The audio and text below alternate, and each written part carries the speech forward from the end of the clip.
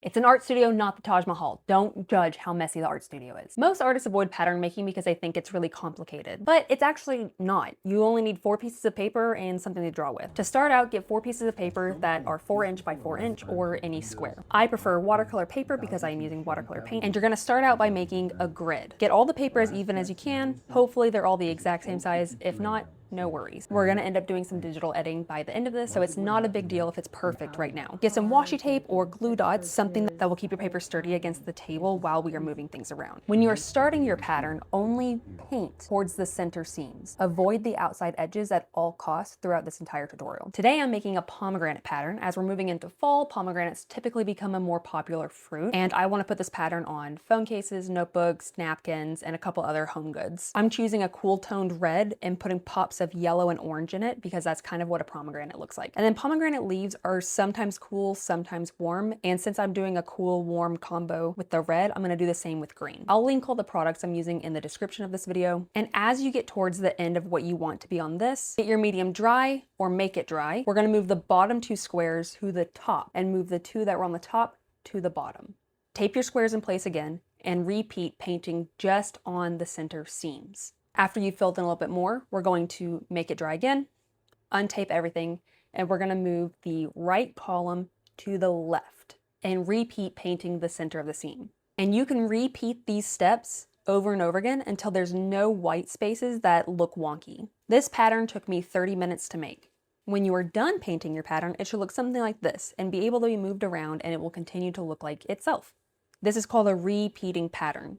This is how people make large swatches of fabric, pillowcases, things like that, where the pattern has to repeat and it's seamless. When you are done with your physical media, we're gonna take it over to our scanners. I have the Epson Ecotank 2800. It has a built-in scanner, and we're gonna scan it at 600 DPI. 300 is enough. I prefer just to have things a little bit bigger. I find it easiest to label the back of the cards with the number and the pattern that they are.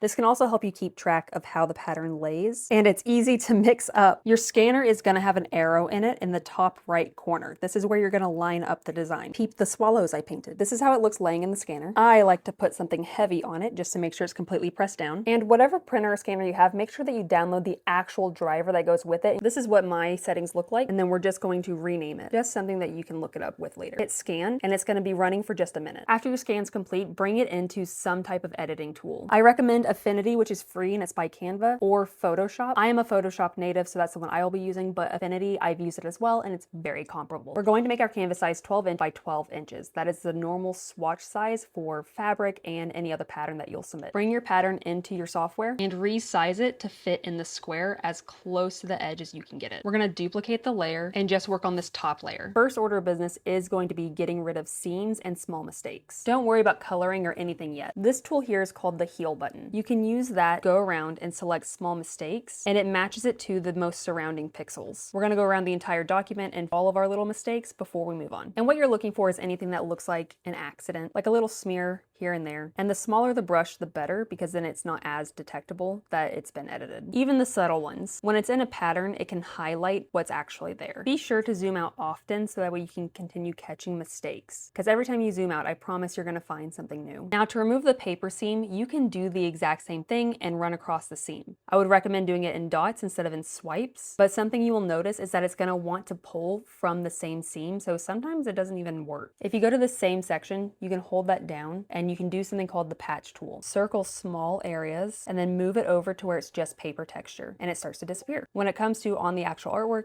be very selective and find a highly textured part and move it over like that. And it will be tedious, but it will be worth it. Don't be too concerned yet if some pieces don't look as beautiful as you would like. We're going to do a little more editing after this. So say you get to parts like this where the seam interferes with just the very edge of something, and when you try to adjust it, it still has like this fog around it. So you can still see the red that was there, and I don't want it to look like a paint smear. Go over and select the clone stamp tool. I believe on PC it's Alt. For Mac, it is Option. You're going to select an area that has the texture that you want to be there, and then don't drag, just click and stamp over. And you're gonna do this all for the white or for the color that you're trying to make it be. And then same thing for inside of this green leaf. I'm stamping for inside of the leaf to make that disappear. And you can also use the stamp tool across the entire entire thing if you want to. Another option you have is the content aware tool. I will tell you this does use AI, so if you are against AI, I would avoid it. But similarly, you're going to select an area that you want to copy over, except this time we're going to move it to where we want it to be, and then hit yes. And it will look something like this. When it comes to the stamp tool and the heel tool, the reason I tell you not to drag it is because when you do, you create a very clear line of indication, almost like a shadow, that's then harder to remove than the original seam would have been. But instead, when we decide to stamp, we can take little pieces from here and there and start to cover it up, and it will still look like watercolor, not necessarily like an edited piece of something. Another option that's a favorite of mine is the patch tool. Click and hold down where you were using the heel brush before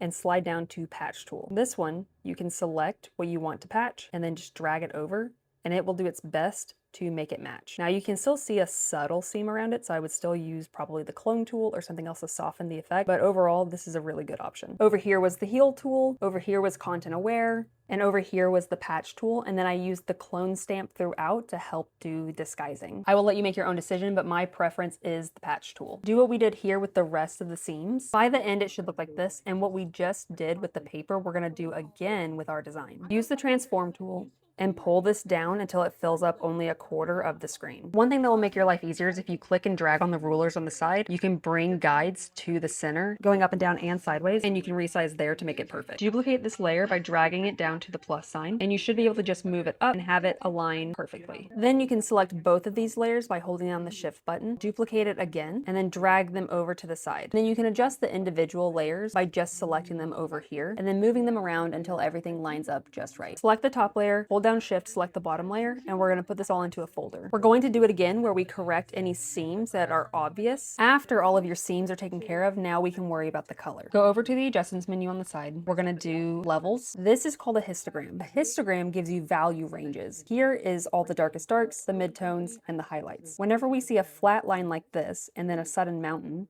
that means that our blacks are actually a flat tone. So this is not going to look nearly as saturated as we think it's going to. So to adjust it, just bring this little arrow at the very beginning of that mountain. And already our design's becoming more saturated. And the same is true for whites. If you want it to appear overall brighter in general, you can bring those whites over further, especially if you're trying to get rid of paper texture, sort of like how I am. I want the paper texture to show up in the paint, but not necessarily in the white areas. If you get to this point and you're still not happy with the value range, take this mid-tone and pull it up if you want a little darker, pull it back if you want it to be a little lighter. This is a good option if you want to head towards like a pastel look. I like how it looked right in the middle. Go back to the adjustments, and then you have a couple of options when it comes to color. You can do color and vibrance, which is going to pull up the temperature and tint. Temperature is going to be leaning cool as in blue or warm as in red.